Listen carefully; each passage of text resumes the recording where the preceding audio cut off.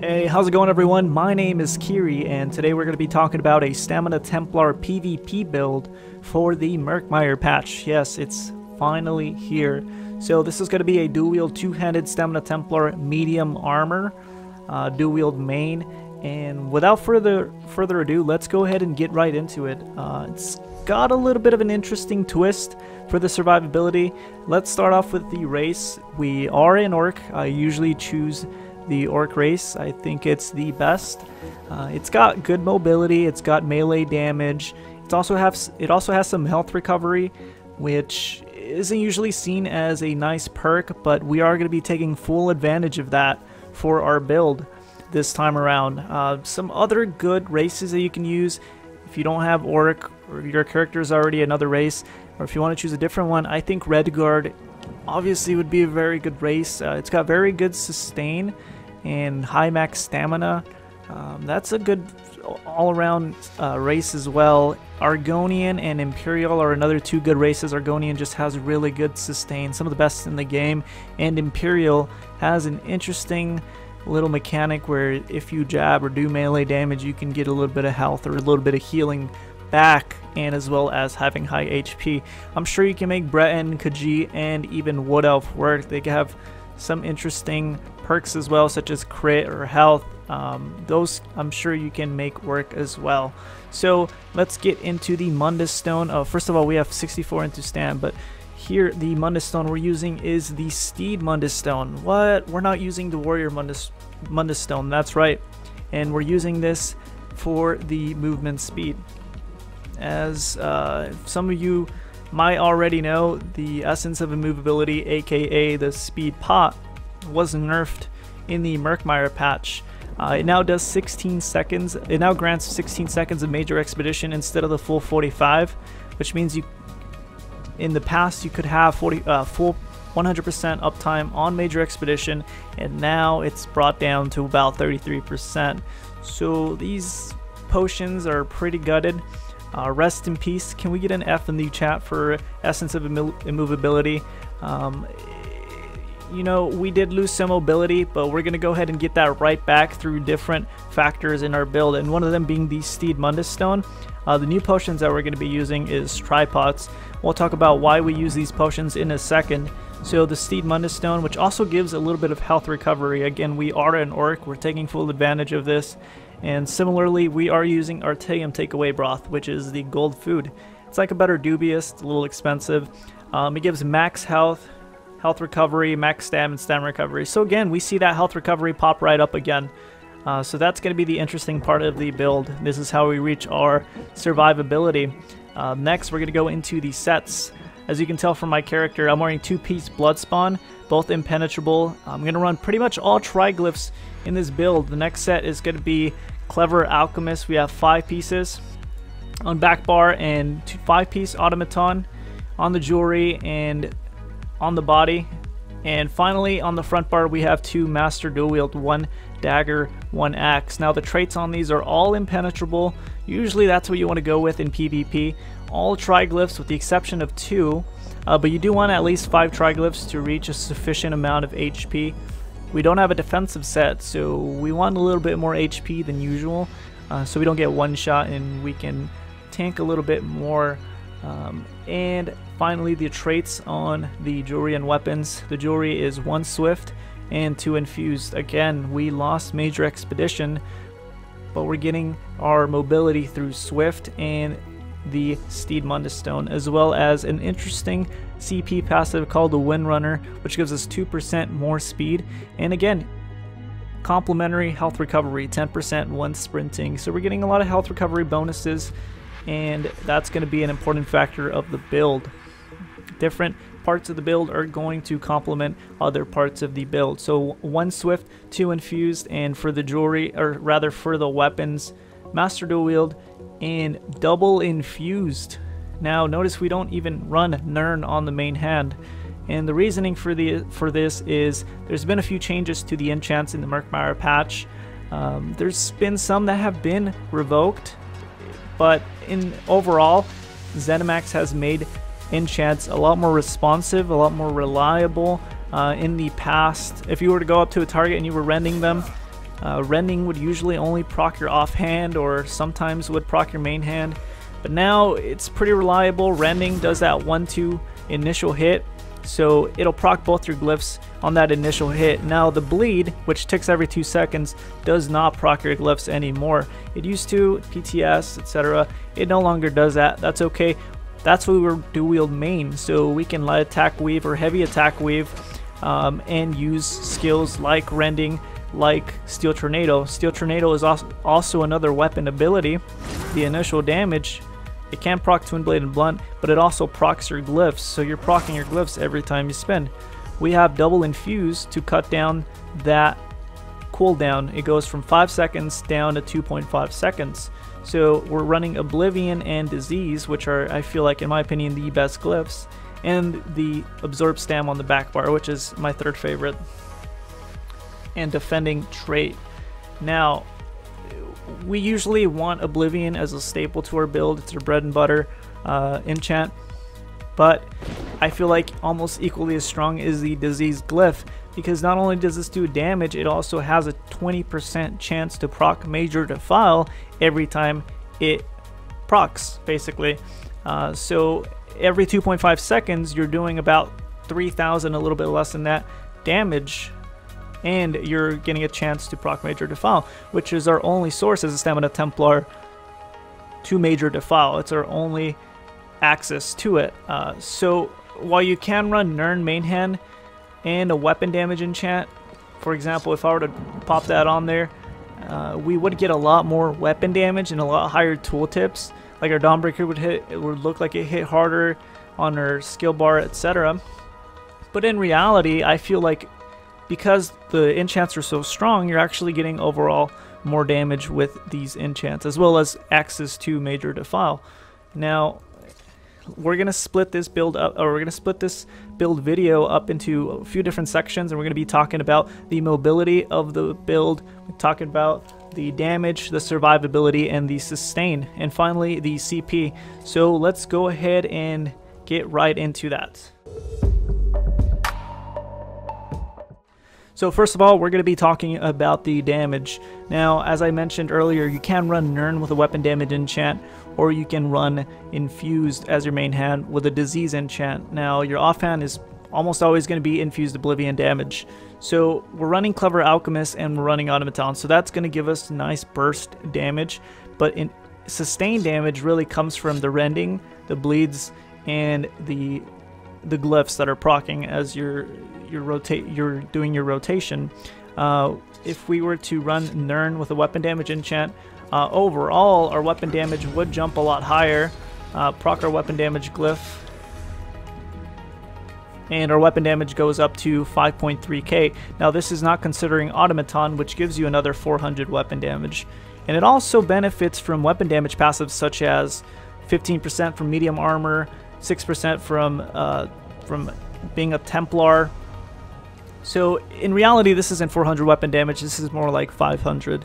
So if we were to do the math, 5.3k plus about 500 would be we'd be at 5.8k weapon damage with Nern and a weapon damage enchant. Now we're not running Nern and a weapon damage enchant, so we're going to be losing some weapon damage.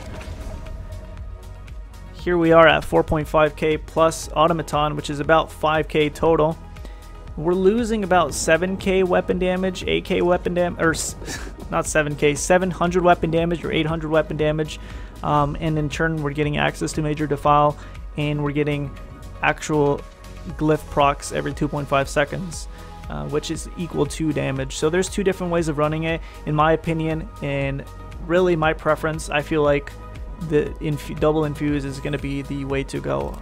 Now, other sources of damage would come from mobility, which is another factor that we have in another component of this build.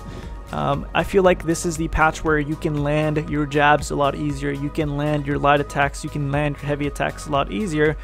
Everybody got nerfed in terms of mobility. Speed pots and access to major expedition, with the exception of rapids, got nerfed. So everyone in PvP is going to be a lot slower, with the exception of you, who's running this type of build who's actually has mobility through steed and swift and orc and medium armor and wind running.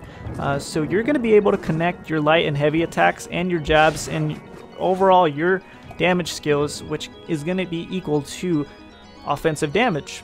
That's another form of damage that this build has that other builds will not. Light and heavy attacks are going to be proccing your enchants as well. So let's go ahead and get into the survivability of this build. Health recovery is going to be a very important factor for our survivability, and we are running tripods, which gives us 20% more health recovery during the duration of the potion. So pretty much all the time you're going to have an extra 20% health recovery. And on our back bar we're at 1400, and on our front bar we're going to be at 1340. And we also have the Windrunner CP passive, which gives us 10% more health recovery when we're sprinting. So if we were to sprint, we'd have 1500 health recovery, and if we stop sprinting, 1430. So it's like a mini Troll King in itself, and we're not losing too much. We're not sacrificing too much in order to reach this type of health recovery. We're really getting health recovery as a supplement in addition to things that we already need. For example, the Steed Mundus Stone, we're really using this for the movement speed, but we also get free health recovery.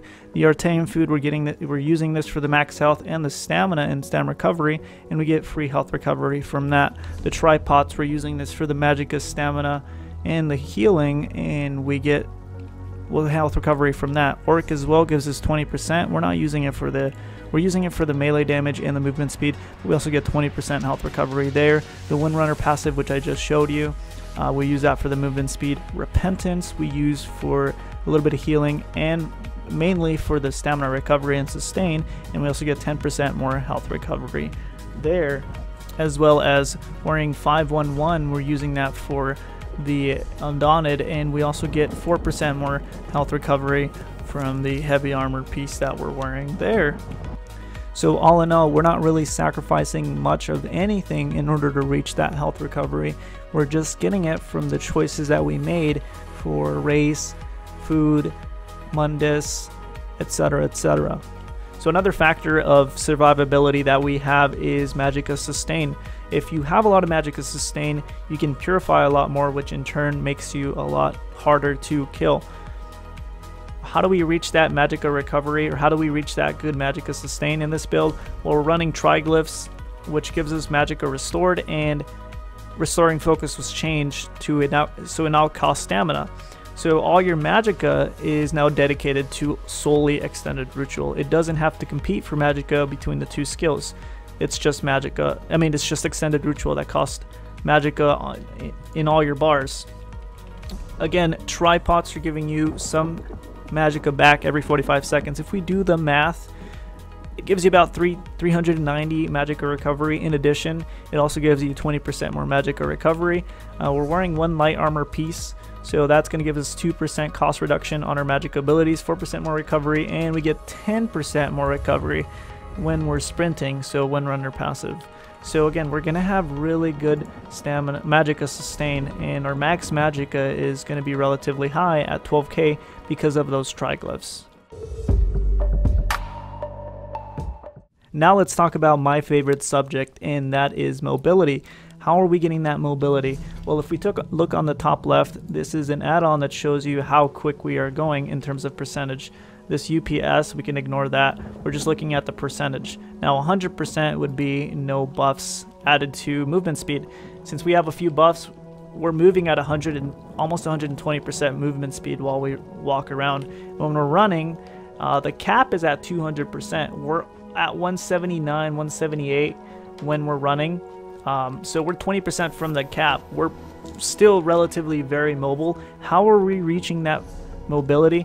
Well, again, we're running the Steed Mundus Stone. We're running one Swift on our trait, and we are an Orc, which gives us sprint speed, and we're wearing medium armor as well.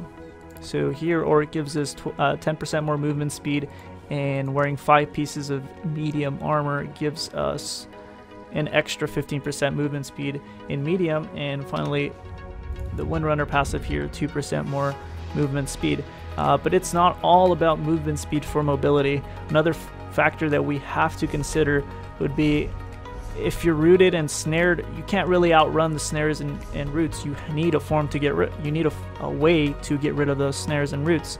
So again, we have really good magic recovery, so that's another form of mobility that this class or that this build offers.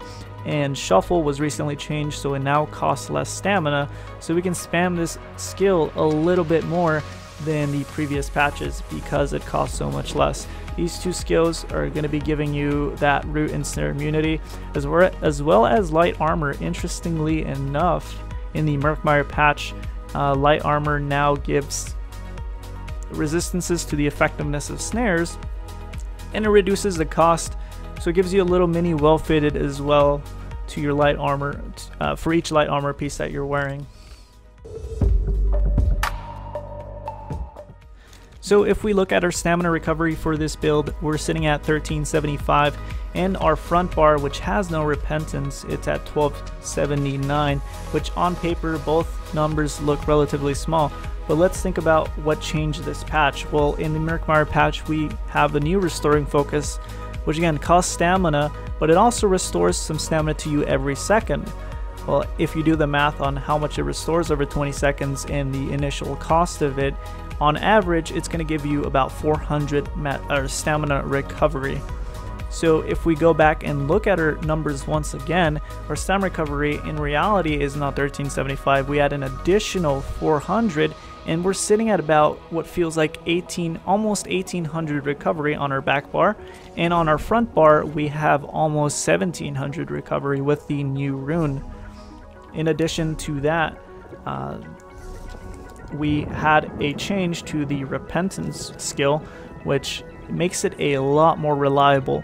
When there's corpses on the ground, it doesn't matter if another stamina templar or magplar has repented it, you're gonna get that guaranteed stamina back. It's a lot easier to sustain this patch than the previous ones.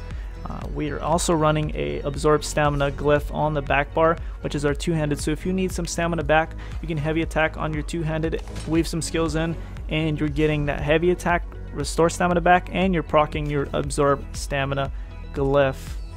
Now that's not the only factor to consider. As any good stamina templar knows, our stamina is directly correlated, our stamina sustain is directly correlated to our magicka sustain. The two resources go hand in hand.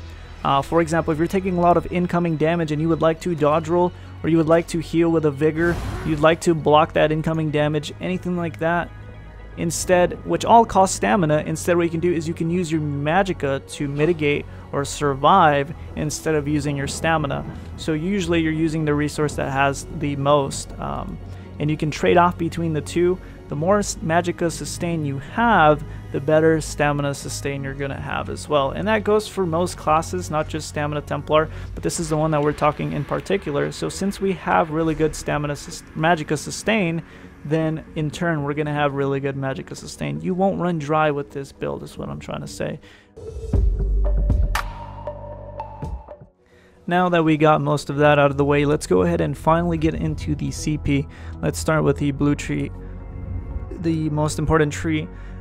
We have 66 into Thumb, 64 Mighty, 61 Precise Strikes, 19 Piercing.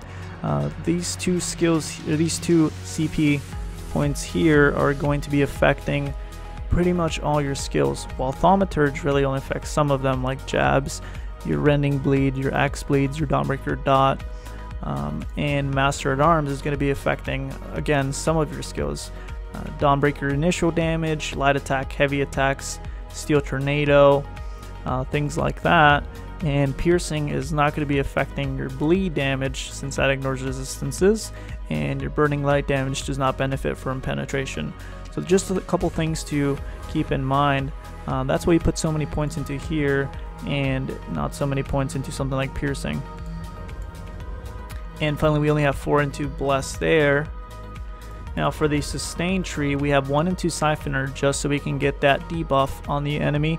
37 Warlord, 19 Sprinter, 32 Tenacity, 65 Mooncalf, and we want to have 120 points into the Lover to get that Windrunner passive, the Windrunning passive.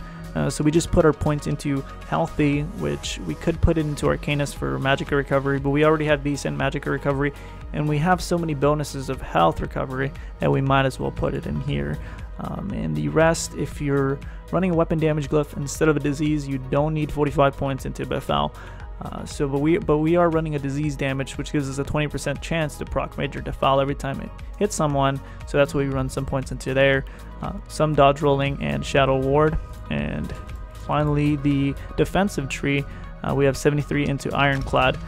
You don't want to have 23 exactly, because the way it calculates, it'll round down. So 23 exactly is going to round down to 22. It's really weird. Did some testing with that. So you want to put at least 1 point extra into there. The rest, you want to put a good amount into crit resist, since we're not running Impreg, or a defensive set, 49, 49, 37. You want to have at least 120 points to get the Unchained passive in the Lady. And finally, you want to run, well, this is the way I like to put it, 6 into light and heavy attack defense, and the rest into healing. So that's pretty much all the different factors of the build. I hope you guys enjoy the build. I did have a lot of fun theory crafting this build. It looks a little generic from at first look, but it's got a little bit of depth, it's got a little bit of a twist. You can keep that same playstyle, that same mobility that we used to have the previous patches, and still use it this patch, so we didn't lose too much for that. We found alternatives, and this is the build. This is what I'm going to be usually using for the Murkmire patch, and good luck.